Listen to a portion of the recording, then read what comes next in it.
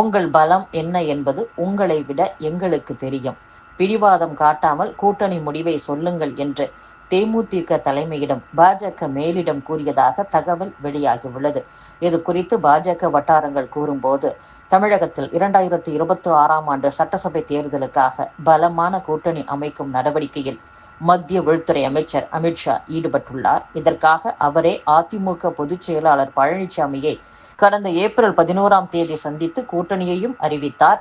அம்மாத இறுதியிலேயே பாமக தேமுதிகவை கூட்டணிக்குள் சேர்த்து இம்மாதம் முதல் ஒரு மாவட்டத்திற்கு ஒரு கூட்டம் நடத்தி கூட்டணியை பலப்படுத்த அமித்ஷா திட்டமிட்டிருந்தார்.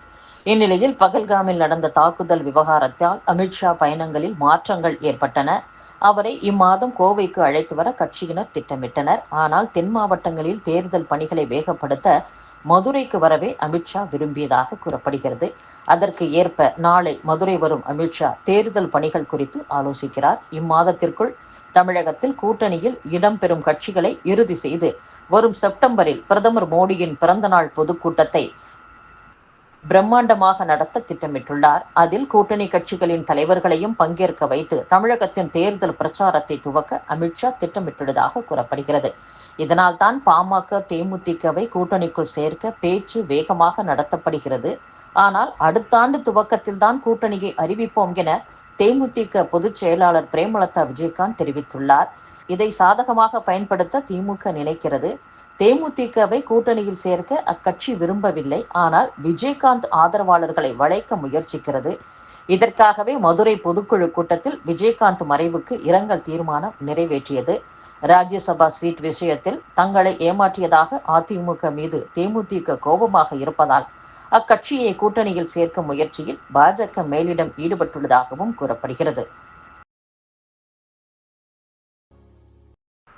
குடிநீர் வாரிய ஒப்பந்த ஊழியர் சம்பளத்தில் ஆண்டுதோறும் 90 கோடி ரூபாய் ஊழல் நடப்பதாக பாமக தலைவர் டாக்டர் அன்புமணி ராமதாஸ் குற்றம் சாட்டியுள்ளார். தமிழ்நாடு குடிநீர் வாரியத்தில் ஒப்பந்த அடிப்படையில் 11,597 தொழிலாளர்கள் பணியாற்றி வருகின்றனர். ஒவ்வொரு தொழிலாளிக்கும் குறைந்தபட்ச சம்பளம் 15,401 ரூபாய் நிர்ணயிக்கப்பட்டுள்ளது. ஆனால் ஒப்பந்ததாரர்கள் 7,500 ரூபாய் முதல் 9,800 ரூபாய் வரை மட்டுமே வழங்குகின்றனர். இதனால் மாதம் 7.5 கோடி ரூபாய் வீதம் ஆண்டுக்கு 90 கோடி ரூபாய் சுருட்டப்படுகிறது. தொழிலாளர்களுக்கு சேர வேண்டிய இந்த தொகையை அதிகாரிகளும் ஒப்பந்ததாரர்களும் பகிர்ந்து கொள்கின்றனர். இது தொடர்பாக பலமுறை புகார் அளித்தும் கூட இந்த ஊழலுக்கு முடிவு கட்டப்படவில்லை. முந்தைய ஆட்சியில் நடந்த ஆய்வுக் கூட்டத்தில் முதல்வரே சுட்டிக்காட்டியும் கூட இந்த ஊழல் தடுக்கப்படவில்லை. ஊழலுக்கு காரணமானவர்களும் தண்டிக்கப்படவில்லை. ஒப்பந்த தொழிலாளர்களுக்கான சம்பளம் வங்கிகள் வாயிலாக வரவு வைக்கப்பட வேண்டும் என்பது விதி. அவ்வாறு செய்தால் மோசடி அம்பலமாகிவிடும் என்பதற்காக ரொக்கமாக வழங்கப்படுகிறது. இதை அரசு வேடிக்கை பார்ப்பது ஊழலுக்கு துணை போவதாகும். இந்த ஊழல் குறித்து நியாயமான விசாரணைக்கு தமிழக அரசு உத்தரவிட வேண்டும் என்றும் அன்புமணி ராமதாஸ் கூறியுள்ளார். கோவையை அடுத்த பெரியநாயக்கன்பாளையம் அருகே பிளீச்சி ஊராட்சிக்கு உட்பட்ட ஒன்னிப்பாளையம் ரோட்டில் அதிநவீன புதிய மத்திய சிறைச்சாலை வளாகம் பல்வேறு தொழில்நுட்ப வசதிகளுடன் கட்டப்படுகிறது. தமிழகத்தில் உள்ள மிக பழமையான சிறைச்சாலைகளில் இதுவும் ஒன்று. இங்குள்ள பல்வேறு பிளாக்குகளில் தற்போது 200 பெண் கைதிகள் உள்ளிட்ட 2,500 பேர் அடைக்கப்பட்டுள்ளனர்.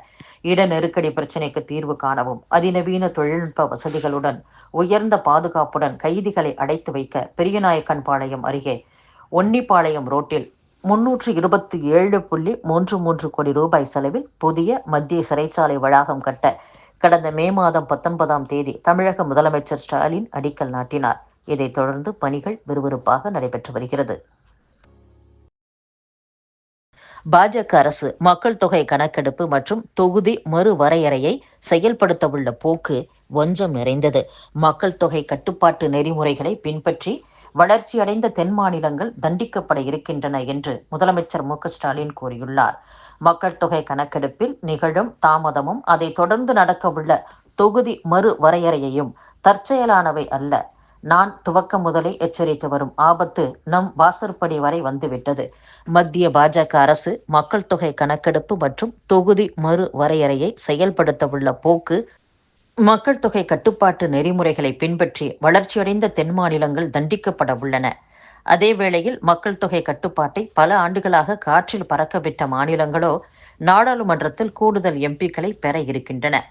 அநீதியான இந்த நடவடிக்கையை கூட்டாட்சியின் சமநிலையை குலைத்து பொறுப்பற்ற தன்மைக்கு வெகுமதி அளிக்கிறது. அநீதியான இந்த நடவடிக்கை கூட்டாட்சியின் சமநிலையை குலைத்து பொறுப்பற்ற தன்மைக்கு வெகுமதி அளிக்கிறது. இந்த சதி திட்டம் குறித்து நான் முன்பே எச்சரித்து இருந்தேன். தற்போது முன்னாள் மத்திய அமைச்சர் ப. சிதம்பரம் பாஜக எப்படி இந்த கைவரிசையை காட்டப்போகிறது என்பதை விளக்கமாக எடுத்து கூறியுள்ளார். நாம் விழிப்போடு இருப்பது மட்டுமல்ல, தென்னகத்தின் குரலை காப்பாற்றிக் கொள்வதற்கான வியூகங்களையும் தீட்ட வேண்டிய தருணம் இது என்றும் முதலமைச்சர் மு. க. ஸ்டாலின் கூறியுள்ளார்.